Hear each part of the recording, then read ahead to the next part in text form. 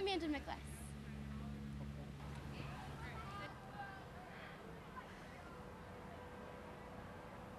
Hi, I'm Bethany Craxton. Hi, I'm Jory Arzamanian. Keep watching GPS 19. It's the only way you'll catch us.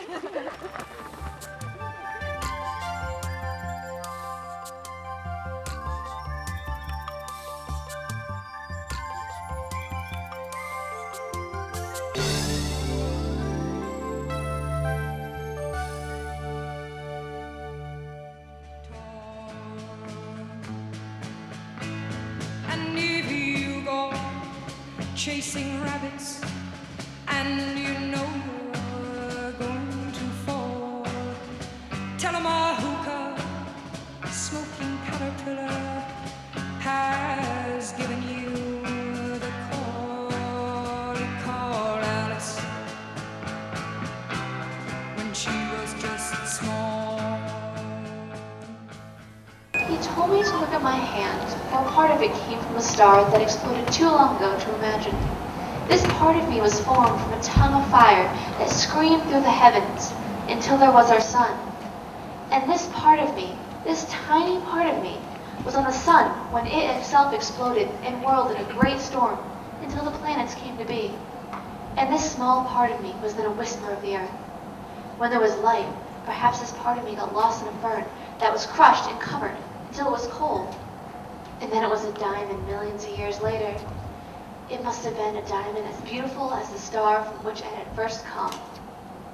Or perhaps this part of me got lost in a terrible beast. Or a part of a huge bird that flew above the primeval swamps. And he said this part of me was so small it couldn't be seen. But it was there from the beginning of the world. And he called this bit of me an atom. When he said the word, I fell in love with it. Atom. Atom. What a beautiful word. Somebody get that, please. No help. Never any help.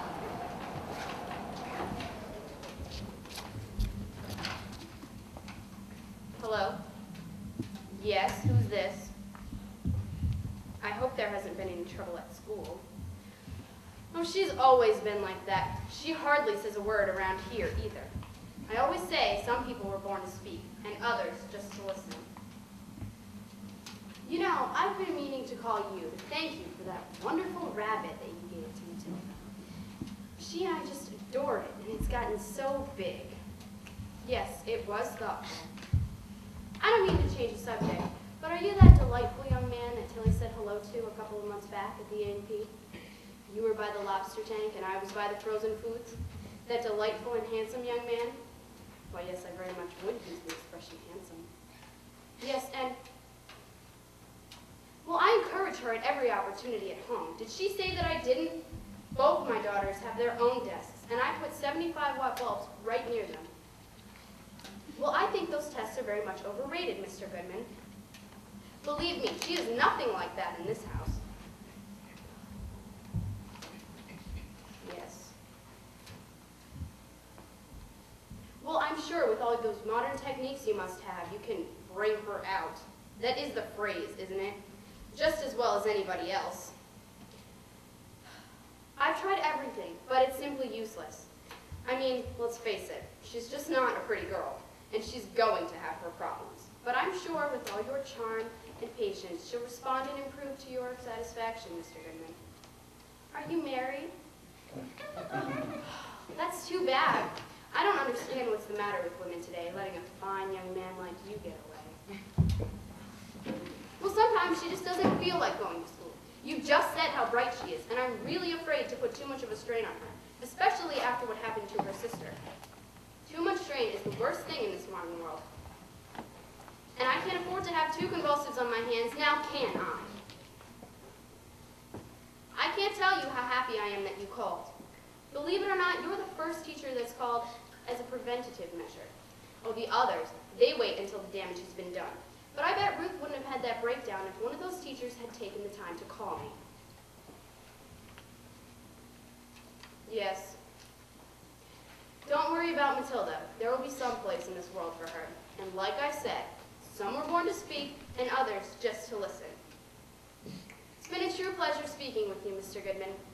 Yes, do call again. Goodbye.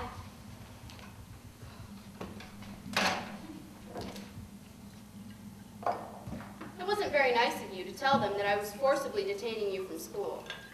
By the way that Mr. Goodman talked, it sounded like he thought I was running a concentration camp.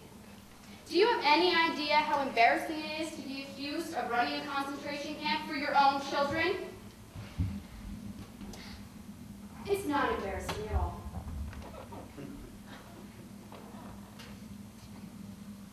That school of yours is 40 years behind the times anyway. You could learn so much more around here than that ugly Mr. Goodman can teach you. I feel bad for him. I've never seen a man with a more effeminate face in my life. When I saw you talking to him at a lobster tank, I thought, good Lord, for a science teacher, my poor girl has got herself a Hebrew hermaphrodite.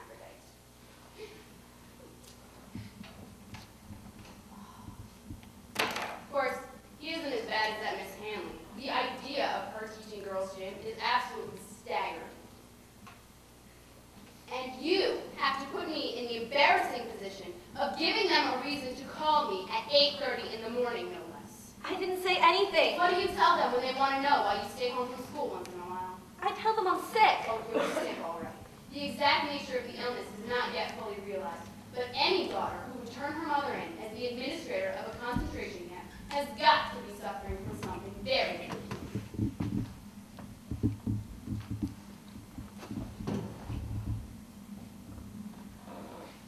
Oh, Mother, can I go into school today? Oh, you'll go in, all right. Mr. Goodman said he's going to do an experiment Well, he looks like the kind who would do his experimenting after sundown. on radioactivity. On radioactivity, that's all that school needs. He's going to bring in the cloud chamber. My, what an outstanding event. I wish you would have told me I would have gotten dressed to kill and gone in with you.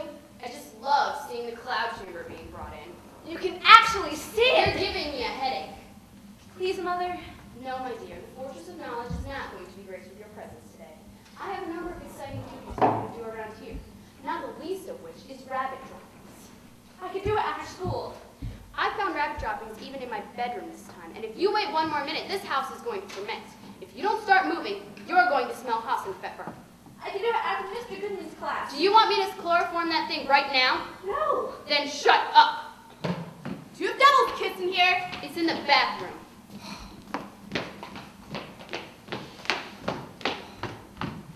There's so much junk in here, it's driving me crazy. Maybe it's in my purse. If you don't hurry up, you're going to be late for school. Well, I couldn't bear going without devil's kiss now, could I? Doesn't anybody go to school with that all over their lips?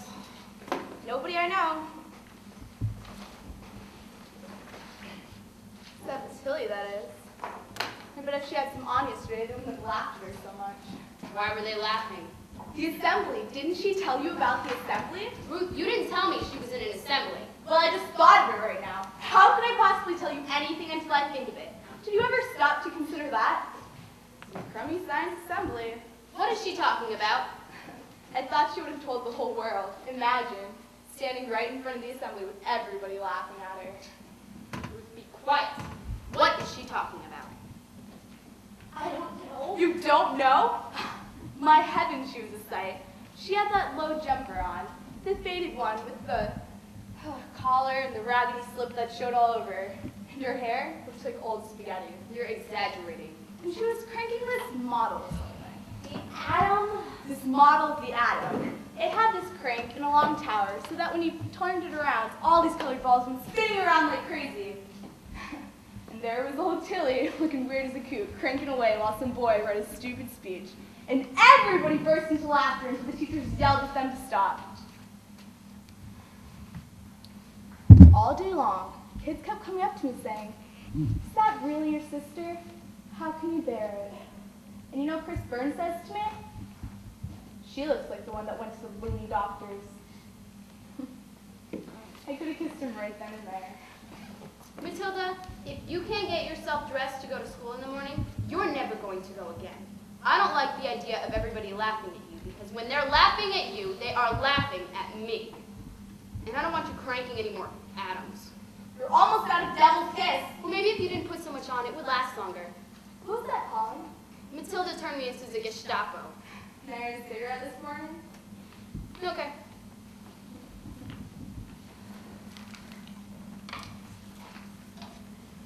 Was it Mr. Goodman? Who? The call this morning. Was it Mr. Goodman? Yeah, how'd you guess? Well, he pulled me out of sewing class yesterday. Used my glasses and all buttons. And he wanted to know why Tilly's out of school so much. What'd you say? She switched back to pools. I liked pools a lot better. Ruth, what did you say?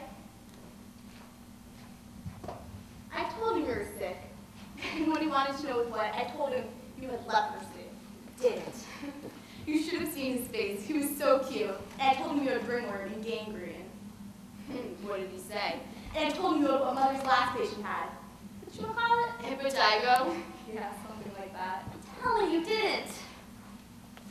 Okay, I didn't. But I really did.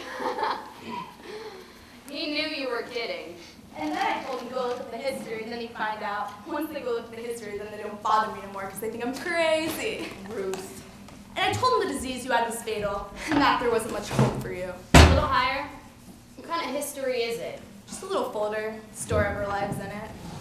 How'd you ever see it?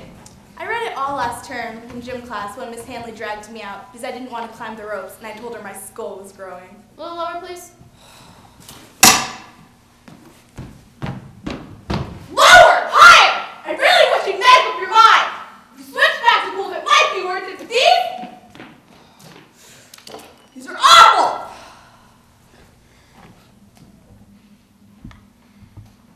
You know, I really didn't think my skull was growing. Either that or a tumor. So she dragged me out and didn't think I could read upside down with her sitting opposite me with the history. But I could. What does it say? It says that you're divorced and that I went crazy, and that my father took a heart attack at Star Lake. And now you're a widow. Oh, that's it. Hold it right there. Yeah. And it says that I exaggerate and lie and have nightmares and I'm afraid of death and all that stuff. What else does it say? I can't remember everything, you know. You don't hurry up. You're gonna be late for school.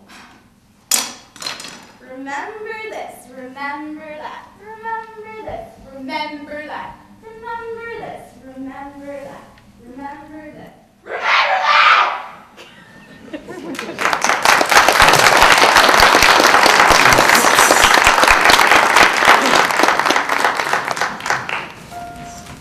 And all of the things you say are comes is better than world can.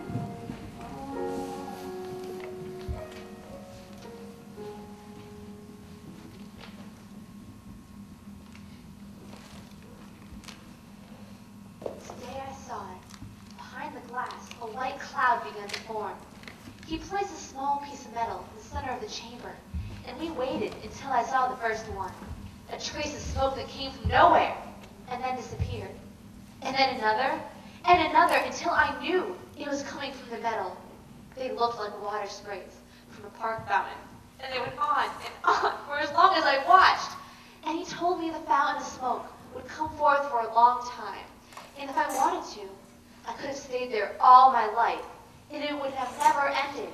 That fountain so close I could have touched it. In front of my eyes, one part of the world was becoming another. Atoms exploding, flinging off tiny bullets that caused the fountain. Atom after atom breaking down into something new. And no one could stop the fountain. It would go on for millions of years. On and on, this fountain from eternity.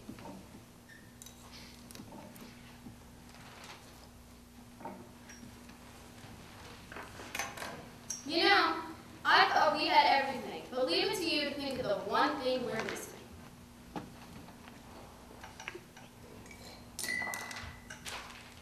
"22 acres in Princess Bay.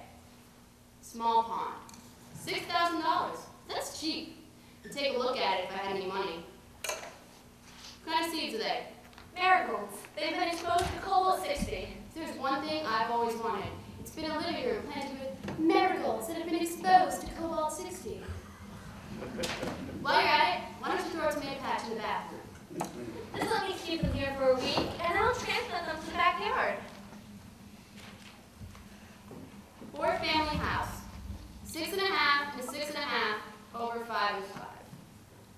garages. I could really do something like that. Nursing home. Don't think I'm not kicking myself that I didn't finish that real estate course. I should have finished beauty school too. God, what I could do with 8 garages. You know, I'm thinking of getting rid of that and turning this place into something. Yes. I was thinking about a tea shop. You ever notice there aren't too many around anymore? Yeah. Yeah, and this is really the kind of neighborhood that would really make a go of it. And have a good cheesecake. Gotta have a good cheesecake.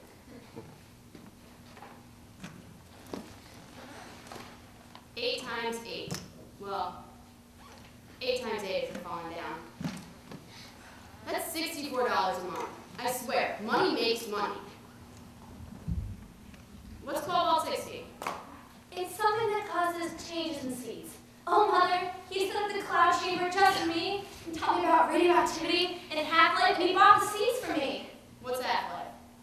The half-life of polonium-210 is 140 days. Half-life of radium-226 is 1,590 years. Half-life of uranium-238. You're giving me a headache. Look who's here. It's Nanny. Nanny came all the way out here by herself. I'm going to need a cigarette for this.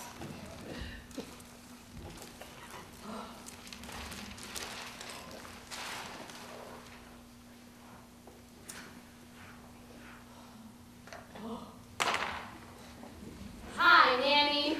How are you doing, honey? Have a seat. We'll be right with you. You know, sometimes I've got to laugh. I've got this on my hands, and all you're concerned about is planting marigolds. I've got hot seawater, Nanny. Hot seawater and honey. I've never seen it fail.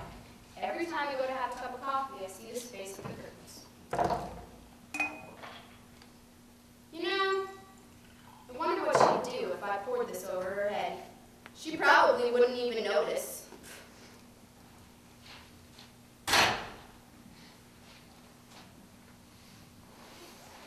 Nanny's gonna get just what she needs.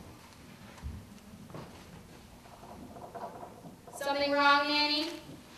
Did I forget Nanny's spoon? Mercy, mercy, I forgot Nanny's spoon. I'll get you the spoon, Nanny. I'll get you the spoon. Matilda, watch me give Nanny her spoon. Spoon for Nanny. Nanny's gonna get just what she needs.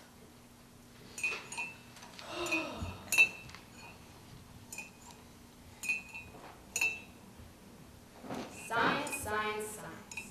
Don't they teach our misfits anything anymore? Anything decent, meaningful, sensitive? You know what I'd be doing right now if it wasn't this mud pool I got sucked into? Be a dancer. Miss Betty Frank, the best dancer in the class of 19.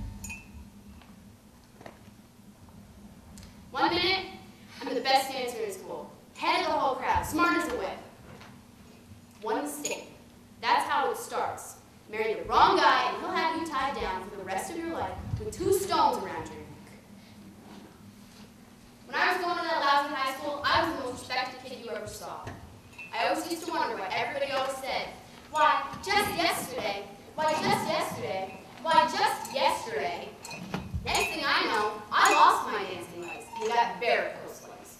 Beautiful varicose legs. Cha, cha, cha. I almost forgot everything I was supposed to be. You know that? Everything I was supposed to be has exploded.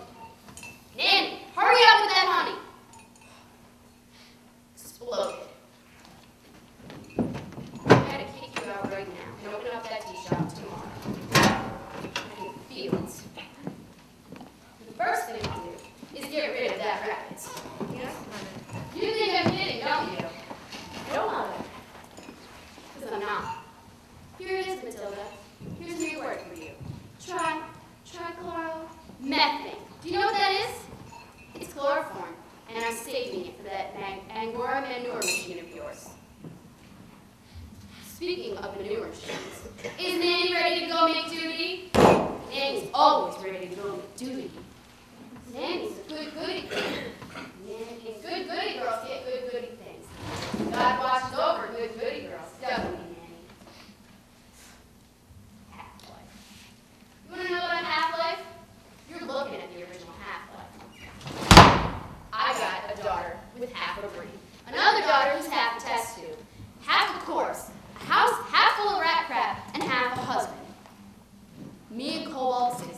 Two of the biggest Half-Lives you ever saw.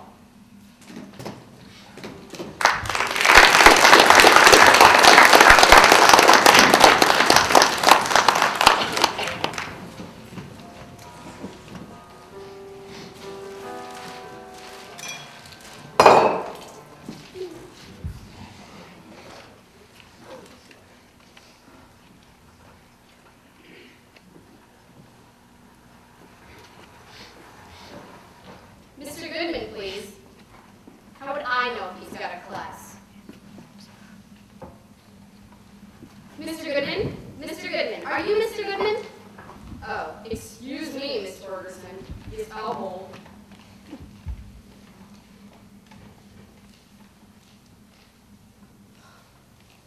Couldn't you find him, Miss Ferguson?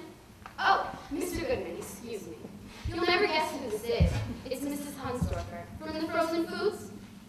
Yes. Well, Ruth tells me she's your new secretary, and I really must say that is a delight. Although, I can't imagine what kind of work she'd be doing in that great big science office. She's a terrible snoop. Oh, the attendance. You trust her with that? And the cut cards. Imagine. No, I had no idea she could type at all. I do hope she's working hard for you. Although, too much work is the worst thing in this modern world. I mean, that's probably why she's failing everything. I've never heard of a girl who failed at absolutely everything, no matter what she was suffering from. Well, I suppose I should say recovering from. Oh, I'll tell you why I'm calling. It's about those marigolds. Matilda's had them in the house for a while now, and they've started to grow. And now she tells me they've been exposed to cobalt 60. And I hear such terrible things about radioactivity that I naturally associate radioactivity with sterility. And it absolutely horrifies me to have them in my living room. Couldn't she just grow plain marigolds like everyone else? My, it does sound like an interesting project, Mr. Goodman. No, I'm afraid at the moment I'm not sure exactly what a mutation is. Mr. Goodman. Mr. Goodman, please. I don't want you to think that I'm not interested, but please spare me definitions over the phone. I'll go down to the library next week and pick me out some little book on science, and then I'll know all about mutations.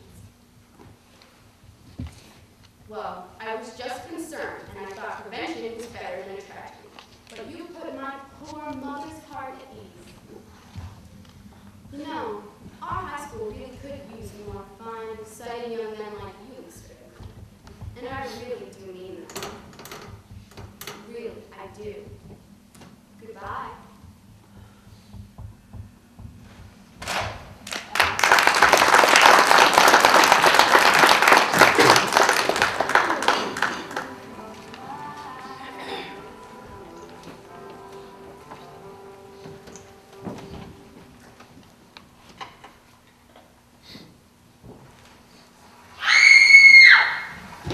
Mom, there's a big one!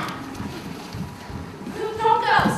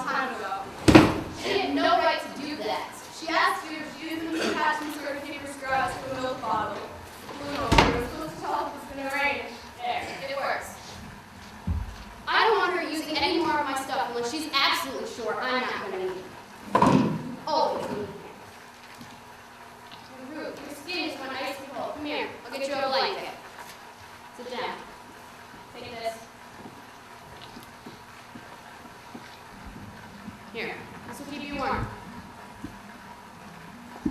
What's the matter? Flashlight. What about it? The one I used to check Mr. Mayo with.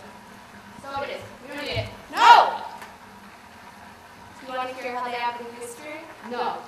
They say I came out of my room, and I heard the choking, and the banging I'm on the going bed. to bed today. No! Then talk about something nice, Ruth. Well, Mama, tell me about the horses. You changed so fast. I can't keep up with you. Mama, please, the story about the wagon. I don't know nothing about storytelling. Get one of your big smart teachers to do that kind of stuff. Tell me about the horses and how you stole the wagon. Don't get me started, Ruth. Mama, please. You want a cigarette?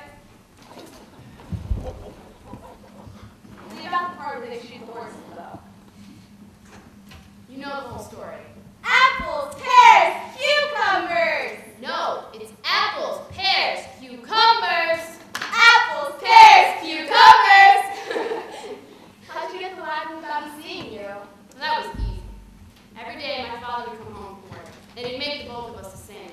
My mom had been dead for years. And he'd come home, and he'd take a nap on the sofa. Used to be right here. And I'd go out, and I'd hitch up the horses to the wagon, and I'd go riding all around town, yelling as loud as I wanted. Apples, pears, cucumbers! Mommy, you didn't. Of course I did. I had more nerve than a bear when I was a kid. And it took a lot of nerve riding around that wagon waving to everybody.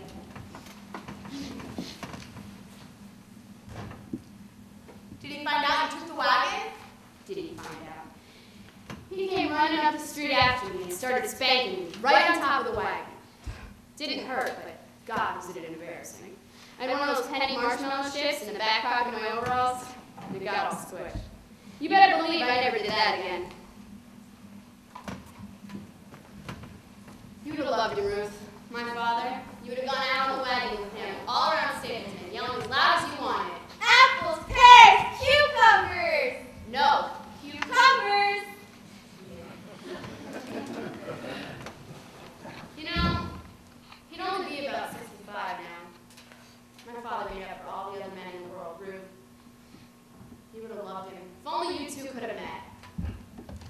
All that fun, and I don't think I ever knew what hit Don't me. tell about the horses. Don't worry about the horses. What hit you? Well, it was just me and Papa, and your father hanging around. And then Papa got sick, and I drove him up to the sanatorium. And then I came back, and there were the horses. Mama!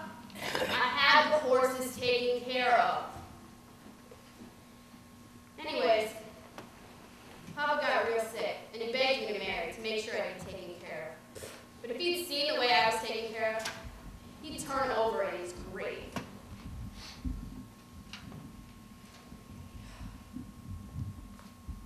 You would have loved him, Ruth.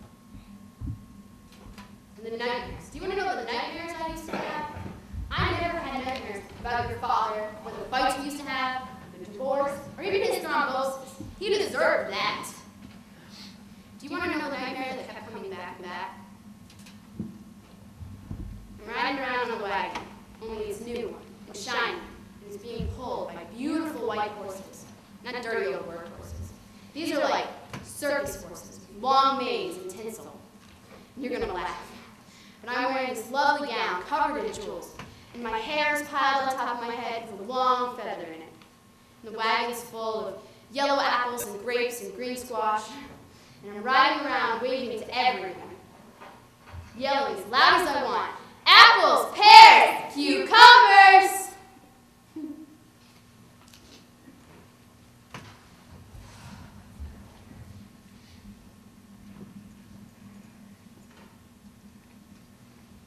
That really doesn't sound like a nightmare to me. And then I turn down our street. This long street with everything crowded together, and all the noise stops. And I start getting afraid that no one's going to buy any vegetables, and everything's going to spoil. And I start calling out, because I feel like I shouldn't be on the wagon at all. There's not a sound, there's not a single sound. And I turn my head, and there's this house across the street. There's this window, and the curtains start to open, and I see the face of my father.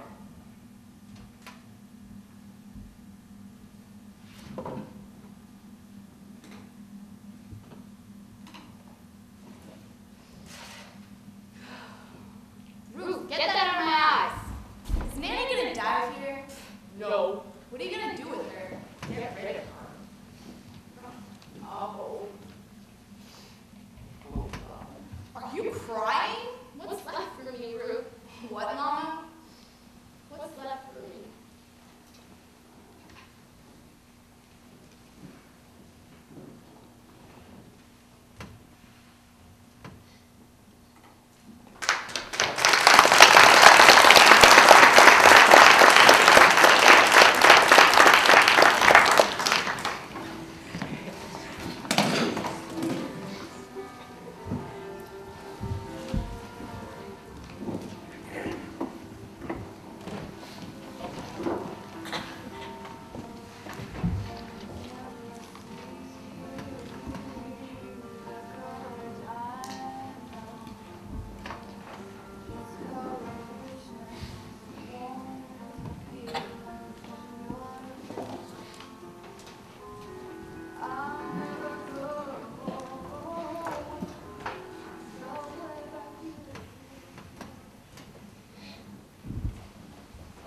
Hi, Daddy.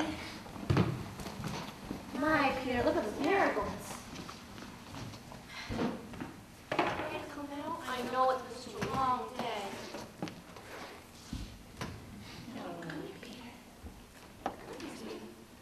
Gonna be a good bunny today. You know how much I love the bunnies.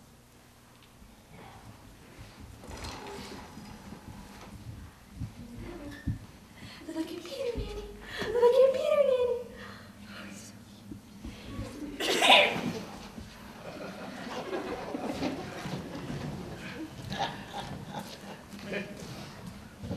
What are you doing? Little house cleaning. You're gonna help.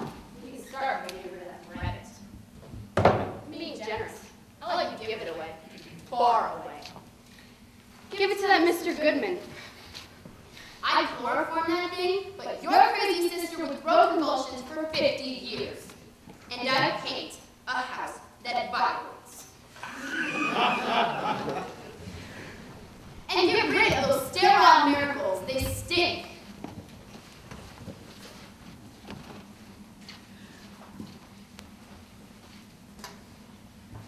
Hi, Nanny. How'd you like to go on a long trip? See, everybody, I spent a day taking an inventory of my life. And all I got was 0. I added up all the separate departments, and all I got was 0.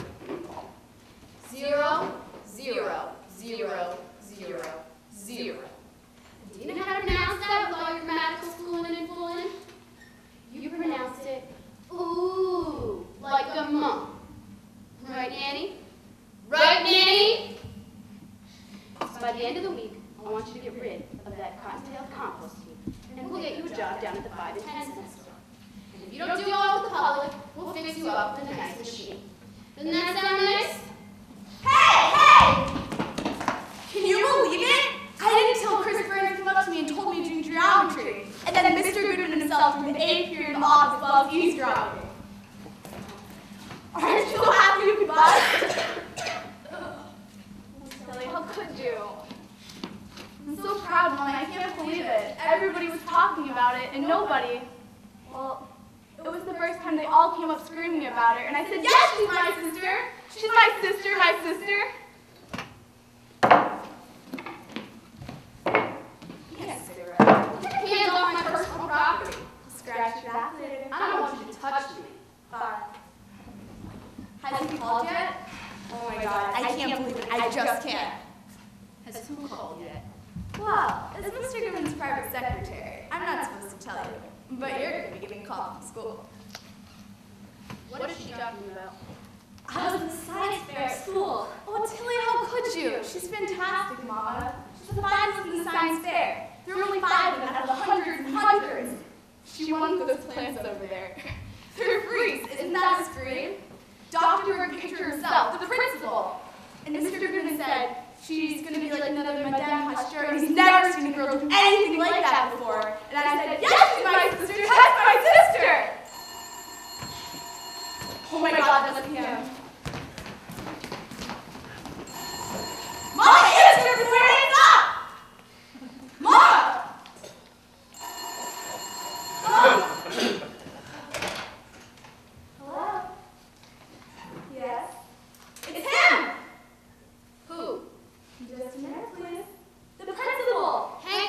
I told him you were here!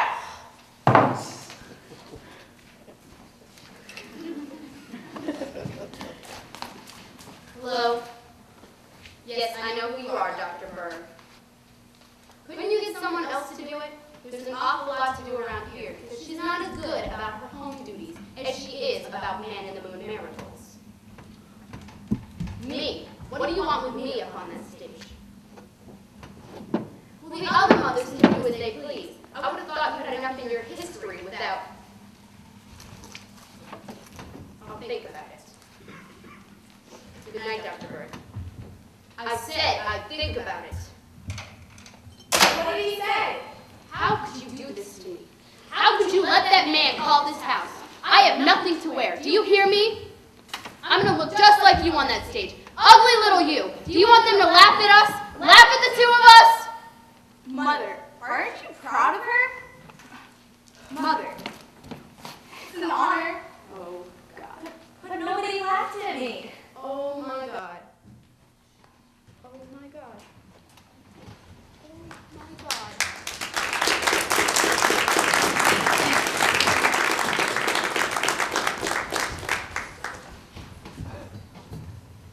The only competition you have to worry about is Janice Vickery.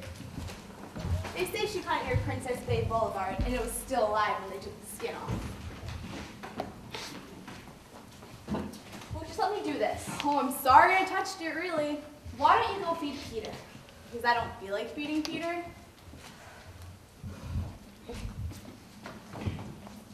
Now I feel like feeding Peter.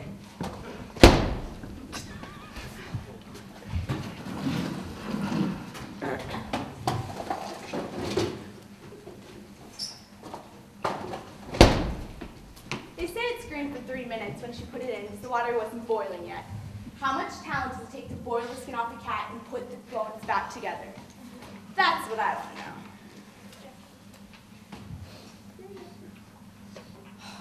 I had a dream about that too. I figured she did it in less than a day and became one of the top 5 winners. And you? You spend months growing atomic flowers. Don't you want to go finish getting ready? Finish? This is it. Ta-da! Are you sure you want to wear that sweater? Look, don't worry about what I'm wearing. I'm not getting up on any stage, and if I was, I wouldn't be caught dead in a horrible bow like that. But Mama... They're gonna laugh me right off the stage, just like they did in assembly. I didn't mean that. The one they're gonna laugh at is Mama. What? I said the one they're gonna laugh at is Mama. Let me take that bow out. It's all right, really. Sit still. I don't want everybody laughing at you.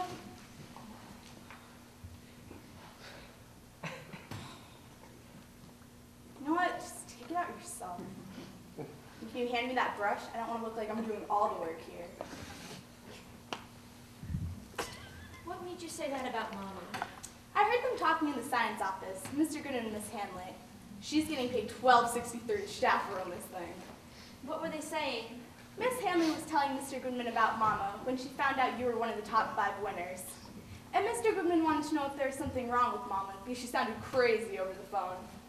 And Miss Hanley said that Mama was crazy, and that she's always been crazy, and that she can't wait to see what she looks like after all these years. They said her nickname used to be Betty Blue. Ruth, you're hurting me. She was just like you, and everybody thought she was a big weirdo. There, you look much better.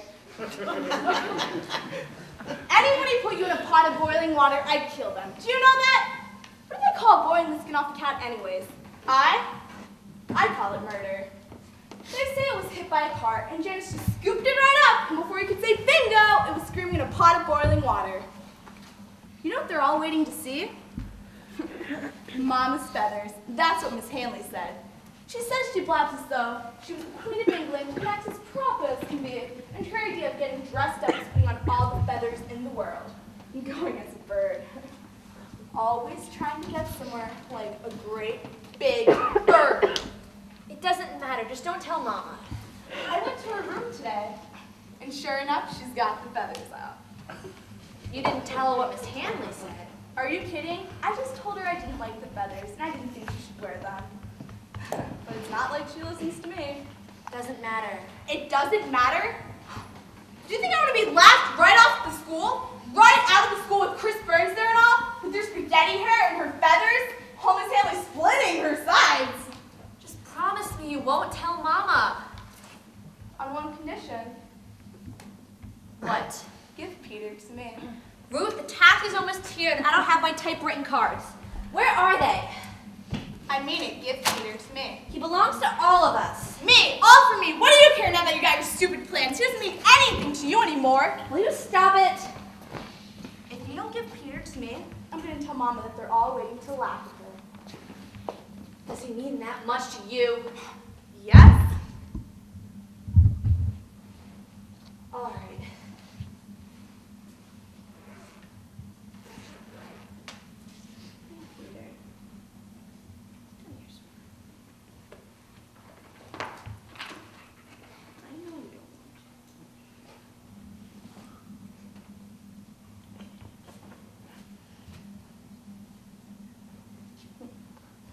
Betty the Loon. That's what they used to call her, you know. Betty the Loon. It's not very nice. First they had Betty the Loon, and now they have Tilly the Loon. You don't have to worry about me trading you in for any old plants. Here you go.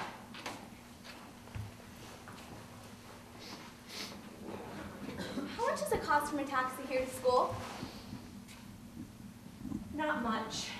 You know, I wish you'd give me the money it costs for a taxi and paint, you know, the flower pots and all that stuff. The only time she made a fuss over me was when she drove me nuts. Tell her to hurry up. Oh, by the way, I went over to see Janice Vickery's pot. She did you-know-what in. And I was telling her and her mother about the worms in Alexander Grove's legs. And I got kicked out because it was too close to dinner. That Miss Vickery kills me. She can't stand worms in somebody else's leg, but she lets her daughter cook a cat. Mother, will you hurry up? The taxi's almost here. You're lucky I'm coming without all this rushing me.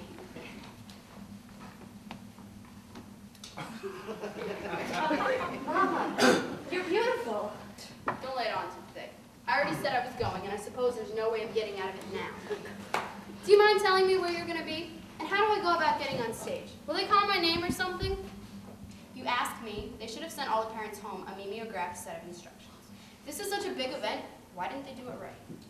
All you have to do is sit on stage with all the other parents. And how long is this going to last? Not long.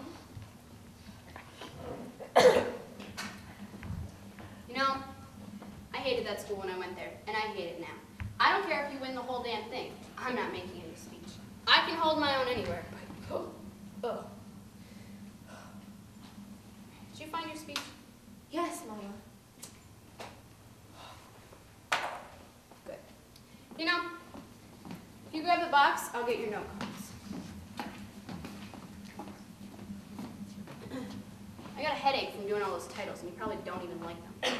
I like them very much. You know, Matilda, if you don't want me to go tonight, I don't have to. You're about as enthusiastic as a dummy about all this. I'm sorry. And I refuse to let you get nervous. Put that bow back in your hair. I took it out. What'd you go and do that for? Because it made her look crazy. What would you know about what's crazy or not?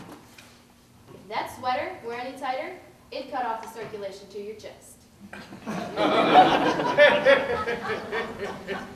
The bow looks very nice, Matilda. If you don't have the money to look expensive and perfect, people appreciate you for trying to look nice. There. You know, maybe someday you will be pretty. Once that hair perks up and you learn some tricks with some makeup. You have your speech, right? Yes. All right. Tilly gave Peter to me. Oh, good. Then you've inherited the rabbit droppings. What are you doing? I'm going out to wait for the taxi. Oh, no, you're not. You're going to start in on those rabbit droppings. I don't care. I'm going anyways. You're going to start in on those rabbit droppings, or you're not going to get another cigarette unless you scratch my back with an orange knife. I've got to go. I told Chris Burns I'd meet him there. Can't you understand English? I don't care. did you say? Mother! Matilda, get the box. I'll be out in a minute. You're not going anywhere. Did you think that no one was going to hold down the fort tonight? Now you know how I felt all those years when there was nobody else but me to look after that $50 a week corpse.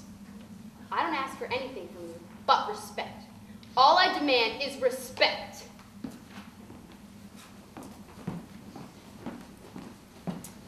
Hurry up, they're all waiting for you. You're such a little liar, Ruth. And when you can't have what you want, you have to go and ruin it for everyone else. Everybody's waiting, including Miss Hanley. She told the teachers about you, and they're all waiting. You're such a little liar. Do you know why I'm going? Do you want to know? Because for once in my life, I felt just a teeny bit proud. Somewhere in the back of my turtle-sized brain, I felt just a little bit proud. And you begrudge me even that, you little bastard. Good night, Betty Balloon. Get your coat. What for? Take these and take your sister. I don't want to go now. Get out of here! Great. Now she's going to blame this whole thing on me. You know what? It's not my fault what people call you.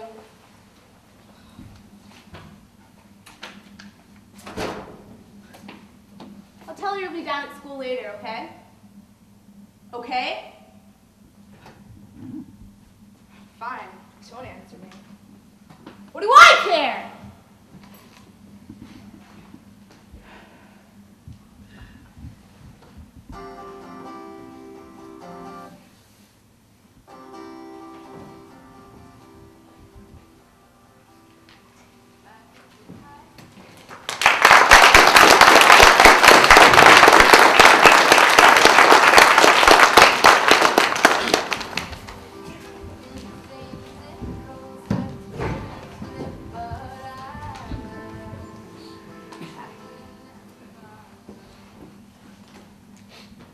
My name is Janice Vickery. The past. I got the cat from the ASPCA immediately after it had been killed by a high-altitude pressure system. That explains why some of the rib bones are missing, because that method sucks the air out of the animal's lungs and ruptures all the cavities. They say it prevents cruelty to animals, but I think it's horrible. Then I boiled the cat in a sodium hydroxide solution until most of the skin pulled right off. But I had to scrape some of the grizzle out from between the joints with a knife. You have no idea how difficult it is to get right down to the bone. I have to go on to the present now, but I did want to tell you all how long it took me to put this thing together. As it is now, it is extremely useful for students of anatomy, even with missing rib bones. And it can be used to show some basic anatomical aspects of many, many animals in the same family as felines. That's about the only present use I can think of for it. But it is nice to remember as an accomplishment. And it looks good on college applications to show you did more in high school besides dating.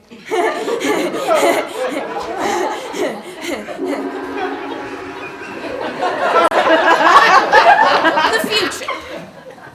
The only future plans I have for Tabby, my little brother asked what its name was when we went to pick it up from the ASPCA, and they said it was called Tabby. But I think they were kidding him. I mean, as far as future plans go, I'm going to donate it to the science department, of course. And then, maybe next year, if there's another science fair, perhaps I'll do the same thing with a dog.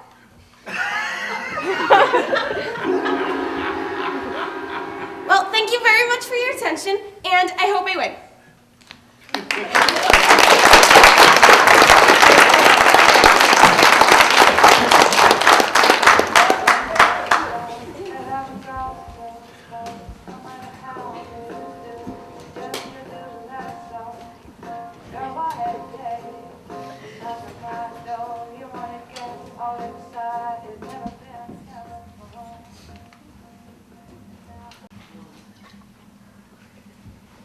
Dr. Berg, please. Will you're just gonna have to get him down off the stage now, aren't you? It's none of your business who I am. Well, could you just give him a message for me, please? And Mr. Goodman, too. And Miss Hanley. And you know what? This is for you, too. Could you just let them know that Mrs. Hunter called and wanted to thank them for making her wish she was dead? Could you do that for me? Thanks.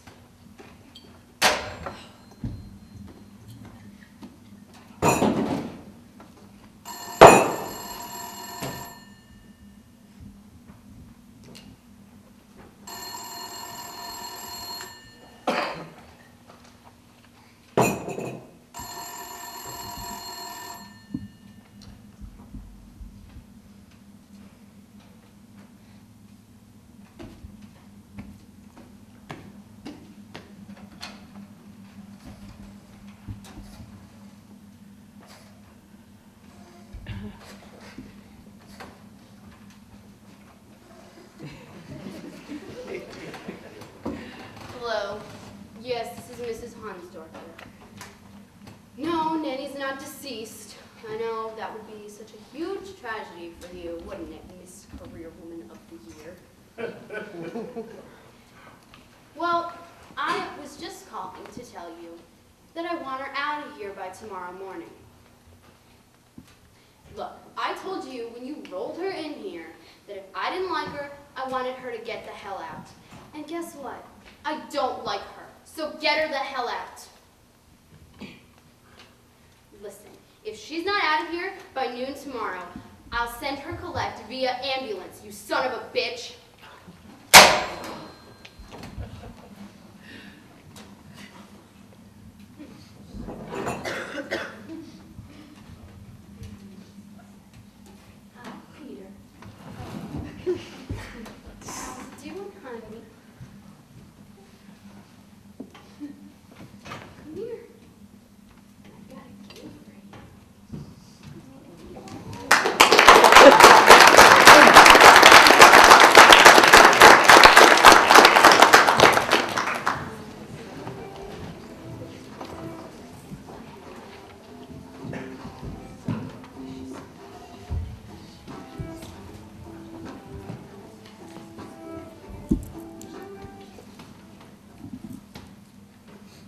My name is Matilda Hansdorfer.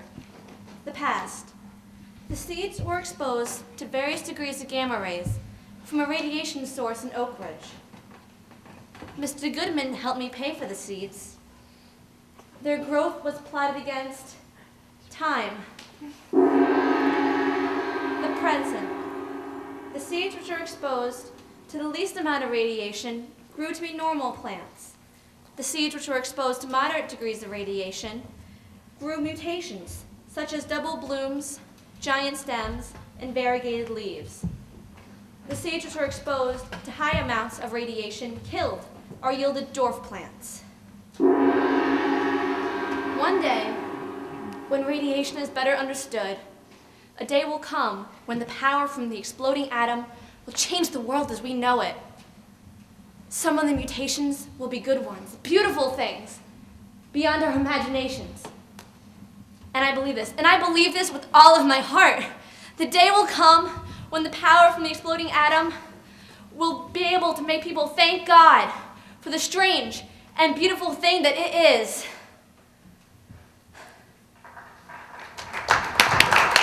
Mama? Mama!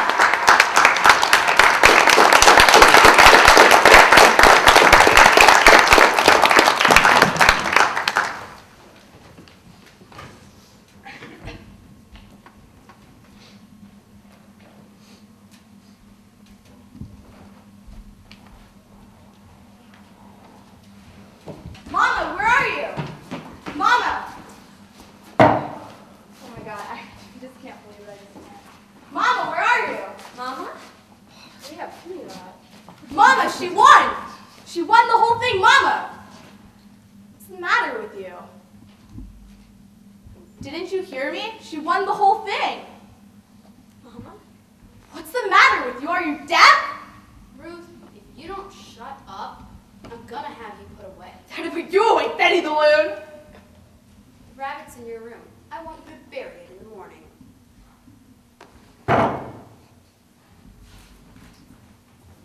You did anything, I'll kill you. Mama, Yeah. you didn't kill it, did you? Nanny goes in the morning. First thing in the morning. Ruth, are you all right? We're gonna turn this place back into a tea shop. You're gonna work in the kitchen and learn to cook. And you'll have regular hours and learn your key, just like everyone else.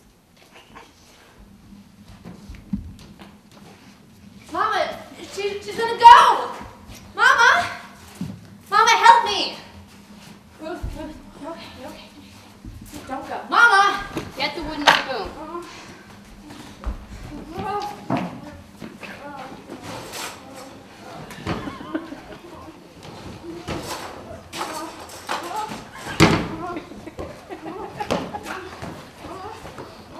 Shall I call the doctor? No, she'll be Shall I- fine. I think I'm better to call the doctor. I didn't ask what you thought.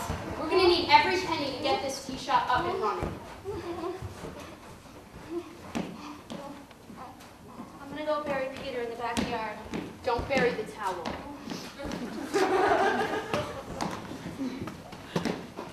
I'll bury him in the morning.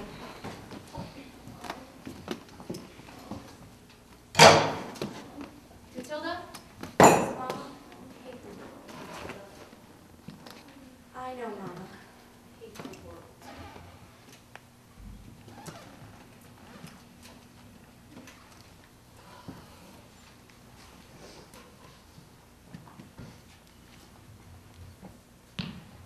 My experiment has shown some of the strange effects radiation can produce, and how dangerous it can be if not handled correctly. Mr. Goodman said in my conclusion, I should talk about my future plans and how my experiment has helped shape them. For one thing, the effects of gamma rays on Man-the-Moon Marigold has made me more curious about the sun and the stars, for the universe must be like a great world of atoms, and I want to know more about it. More importantly, I suppose, my experiment has made me feel important. The atoms in me and everyone. The atoms of our hands. The atoms of our hearts. Atom. Atom. What a beautiful word.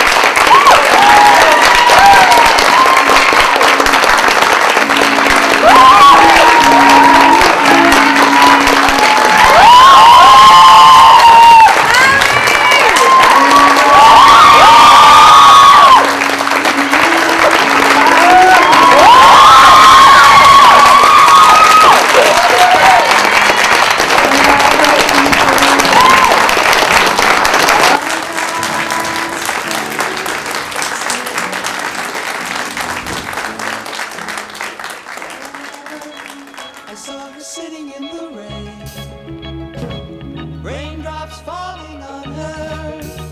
She didn't seem to care. She sat there and smiled at me. Then I knew she could make me happy. She could make me very happy. Flowers in her hair, flowers everywhere.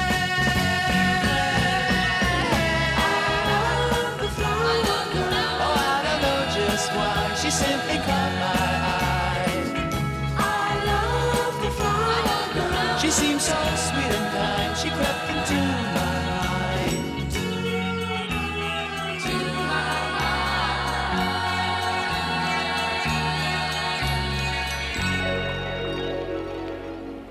I knew I had to say hello. She smiled up at me.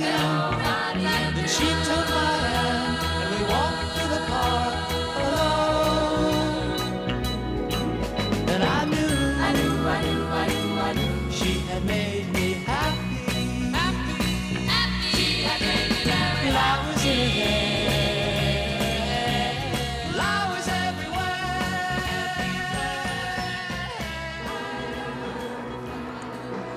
Hi, I'm Andrew Lewis on the set of the Fitch High School drama, The Effects of Gamma Rays on Man in the Moon Marigolds. Before the show starts, we're going to take a moment to go backstage and talk with some of the cast and crew about this very interesting production.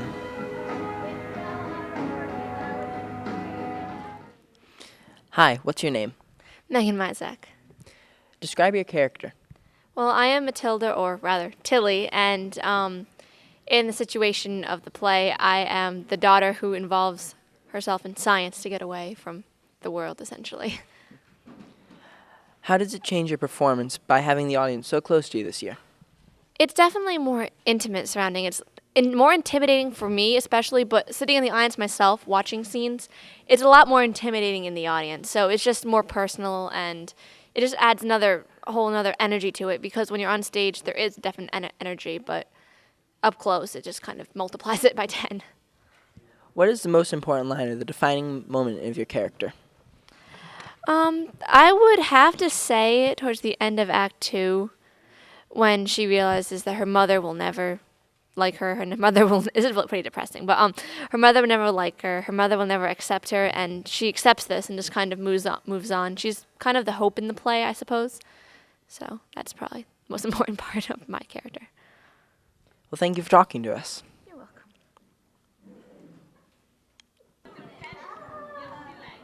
Hi, what's your name? My name is Devin O'Hara. The first thing we notice is that you have changed from a proscenium or to a thrust or black box style presentation.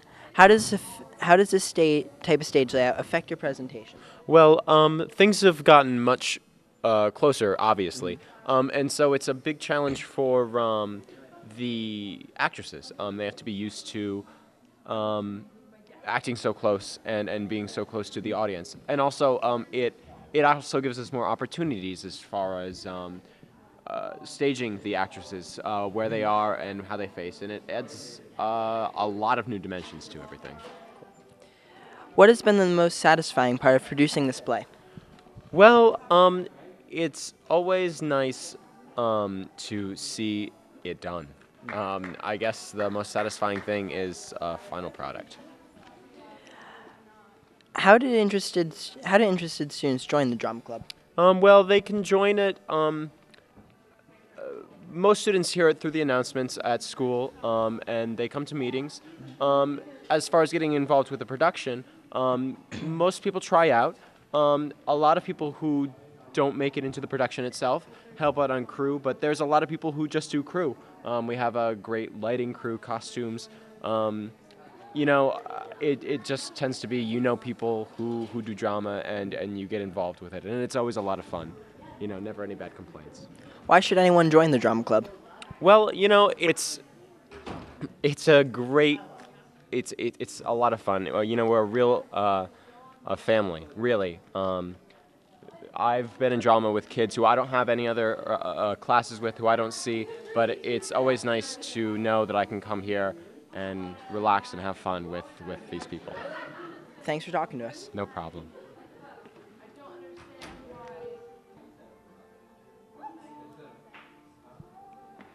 What's your name? I'm Bethany Croxton. Could you please describe your character? My character is Janice Vickery. I'm Tilly's main competition at the science fair. I boil a cat and talk about that for a while. Interesting. How does it change your performance by having the audience so close to you this year? Well, I've never been in the theater before, so this is my first one. But it's really intimidating because they are literally 3 feet from you, and it's kind of intimidating. What is your most important line or the defining moment of your character? Let's see. Well, probably my most important line. Just when I'm talking about killing the cat and how I boiled it in a sodium hydroxide solution. And it's just all really disturbing, but I guess it adds to the play, so. Cool. Thanks for talking to us. You're welcome.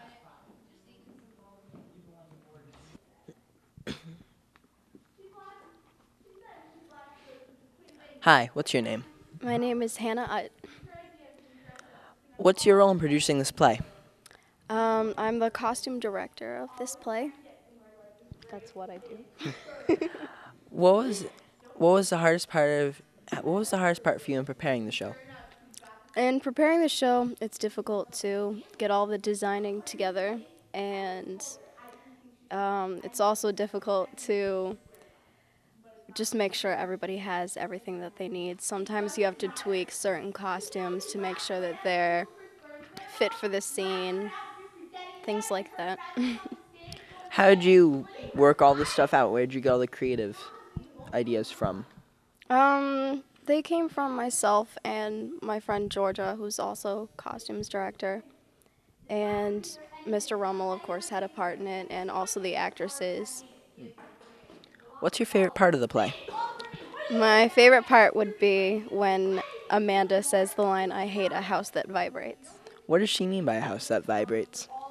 In all honesty, I'm not sure. Her character is kind of crazy, but I think it's a very good example of what her character is and how she feels. Thanks.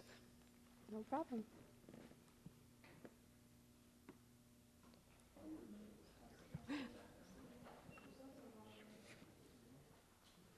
What is your name? My name's Danielle. Could you please describe your character? I play Nanny, who is the old woman who Beatrice takes care of in the show. How does it change your performance by having the audience so close to you this year? It's a lot more intimate. Like, they can see, because we're so close and because of the black box setting, they can see every little thing you do. So, if you forget a line, you can't really mouth it to the other person because they'll see you. So, what is the most important line or the defining moment of your character? I think the defining moment, because I don't have any lines, unfortunately, is kind of she gets the brunt of the physical violence from Beatrice, and she kind of gets, she doesn't really have any emotions or anything, and she gets that, and, like, there's one point where she cries, and that's kind of it, and, like, that just shows what Beatrice is doing to them. Thank you for talking to us. Thank you.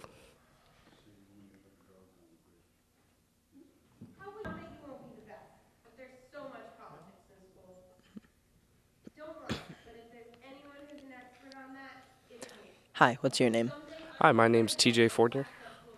What's your role in producing this play? My role was mainly lighting, production, and set crew. What was the hardest part for you in preparing the show? The hardest part, I think, was building that back wall. It's the most detailed part of the set, and it was very difficult for us to get all that up. What's your favorite part of the play? My favorite part of the play is when Nanny comes out and gets constantly yelled at by Beatrice, because she's sort of an outlet for the anger, but it's also kind of funny, I think. Thanks for talking to us. Thank you.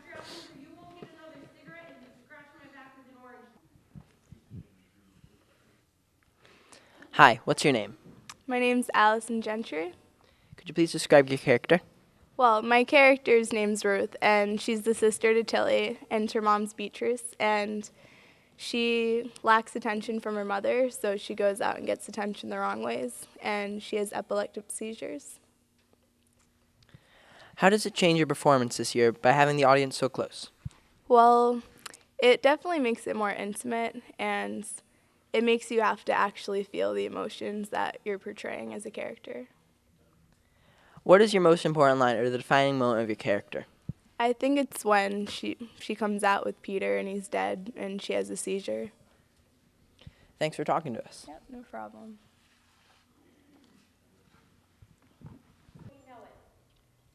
Some of the mutations will be good ones. Beautiful things will be under trees. Do you have applause for And I believe this. Hi, what's your name? My name's Jesse Edwards. What was your role in producing this play? I designed and recorded the sound effects based on the script. What was the hardest part for you in preparing for the show? I had limited numbers of effects to use, so it was hard to get the ones I exactly wanted. How'd you get your creative ideas?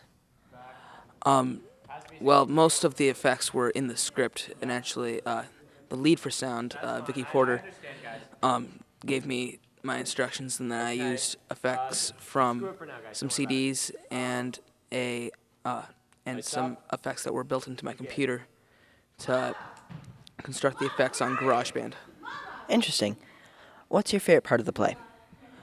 My favorite scenes are the ones, particularly in Act 1, where Beatrice is talking on the phone to Mr. Goodman, because I find them very entertaining, and I like the way her character changes throughout the scenes, especially when she gets off the phone, where she's been talking very nicely to Mr. Goodman and immediately starts digging into Tilly and Ruth.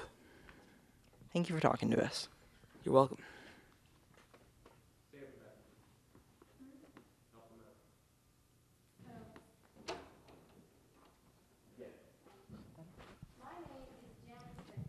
You ready? Mm-hmm. Try not to handle the microphone so hard. Oh, and don't, maybe it's bumping the Yeah, bottom that's of it probably on what the it thing. is. Pull up a little slack of cord in your lap, so you got it. Okay. Ready? You ready, Dan? Mm-hmm. Here we go. Hi, what's your name? My name is Danny Goldstein. What's your role in producing this play? I am the head of lighting. I set all the lights, move all the lights so they point in the right direction, and run the board at the night of the show. Cool. What's the hardest part for you in producing this play? The hardest part for producing this play was probably the detail required in getting all the lights set. All the lights had to be done in a set so they are at a specific point at the stage, and since we're doing such a small stage, they had to be very pinpointed so I could get light only where I wanted it. And we could only move it 2 weeks after 2 weeks before the show began, so it was kind of a scramble to get it done. What's your favorite part of the play? My favorite part of the play is the actually very end, because it has a very nice resolution and shows that although things don't always turn perfectly in life, that they can always have a bittersweet ending, and Tilly finally learns that she's how to deal with her mother. Thanks.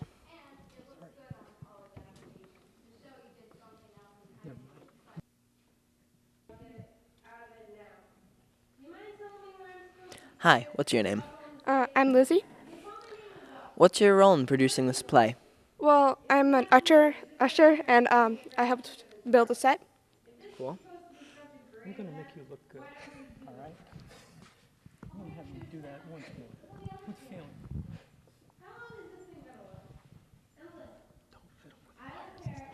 Just hold it. Find your hand. Don't shift hands. Push that plug all the way in. Okay, that's what. Here we go.